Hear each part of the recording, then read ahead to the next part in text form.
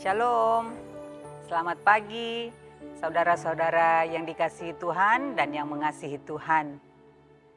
Kita bersyukur hari ini, hari Selasa tanggal 18 April 2023, kita diberikan lagi hari yang baru oleh Tuhan.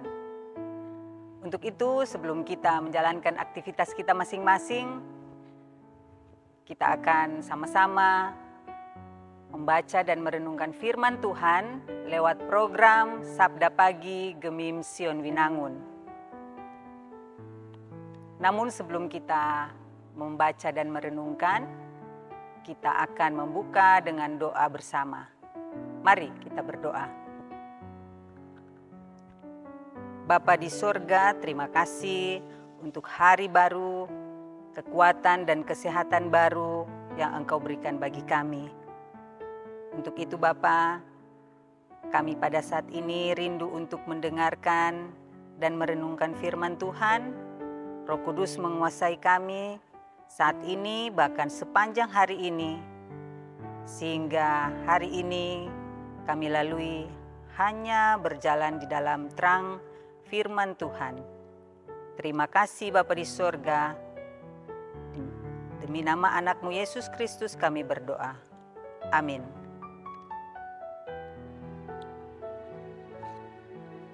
Perenungan kita diambil dalam Yohanes 20 ayat 14 yang bunyinya demikian.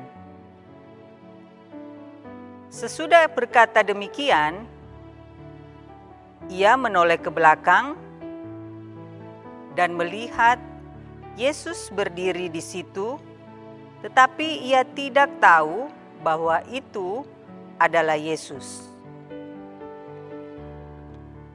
Renungan kita pagi hari ini dengan tema jangan larut dalam kesedihan. Keluarga Kristen yang dikasihi dan diberkati Tuhan Yesus. Mengapa Maria Magdalena melihat Yesus Kristus tetapi tidak mengenalnya? Ada dua kemungkinan. Yang pertama, karena hatinya yang gundah gulana atau hatinya yang sedih, bimbang, dan gelisah. Sering membuat pikiran kalut sehingga mata tidak dapat melihat dengan jelas atau berhalusinasi. Atau yang kedua, setelah kebangkitan, bentuk dan rupa Yesus Kristus menjadi berubah. Seperti pengalaman dua orang murid dalam perjalanan ke Emmaus, demikian pengalaman Maria Magdalena setelah berbicara dengan malaikat, menoleh ke belakang dan melihat Yesus di situ, tetapi ia tidak mengenalnya. Disangkanya itu sebagai penunggu taman. Nanti setelah namanya dipanggil oleh Tuhan kita Yesus Kristus, baru Maria tersadar dan mengenal suara gurunya. Keluarga-keluarga Kristen yang dikasihi dan diberkati Tuhan Yesus.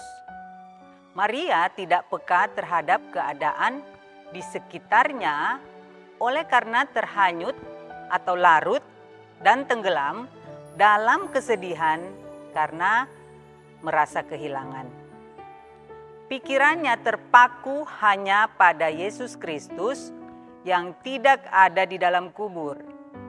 Sehingga ia tidak dapat berpikir jernih dan melihat dengan jelas realita masalah yang sedang dihadapi. Padahal ketika berpikir jernih tidak sempit, maka peluang mencari jalan keluar yang terbaik akan terbuka. Keluarga-keluarga Kristen yang dikasihi dan diberkati Tuhan Yesus, belajar dari sikap Maria Magdalena, maka kita sebagai keluarga Kristen diajak agar ketika kita diperhadapkan dengan masalah-masalah, apakah itu masalah keuangan, masalah dalam rumah tangga antara suami atau istri, masalah orang tua dan anak-anak, masalah pekerjaan, masalah anak muda, persahabatan, dan berbagai masalah lainnya. Kita jangan larut dan tenggelam dalam emosian yang mendalam. Kacamata kita jangan seperti kacamata kuda yang menghalangi kita untuk melihat ke samping, ke atas atau ke bawah. Dalam keadaan seperti itu, marilah kita mendengar suara Tuhan melalui membaca firman dan berdoa, menyerahkan pergumulan hidup, serta memohon pertolongan Tuhan. Sehingga mata kita dibukakan melihat masalah dengan jelas dan dapat menemukan solusi dengan pertolongan Tuhan. Jesus is the answer. Jesus adalah jawaban. Untuk itu, mari kita selalu berharap pada pertolongan Tuhan. Tuhan Yesus memberkati kita. Amin. Bapak, Ibu, ataupun saudara-saudara, pemirsa acara Sabda pagi ini, kita sudah mendengar dan merenungkan firman Tuhan. Mari kita menghidupkan firman Tuhan pada hari ini, pada sepanjang kegiatan kita masing-masing. Untuk itu, mari kita menutup Sabda pagi kita dengan doa bersama. Mari kita berdoa. Ya Tuhan Allah yang Maha Kasih dan Maha Kuasa, tuntunlah kami di jalan-Mu agar tidak terjebak dan tenggelam dalam permasalahan-permasalahan kami. Melainkan kami mau memandang kepadamu dan mendengar suara-Mu sebagai penolong dan sumber jawaban dari setiap persoalan kami. Dalam nama Tuhan Yesus kami berdoa. Amin. Demikian Sabda Pagi Gemimsion Winangun pada hari ini, hari Selasa 18 April 2023. Tuhan Yesus memberkati.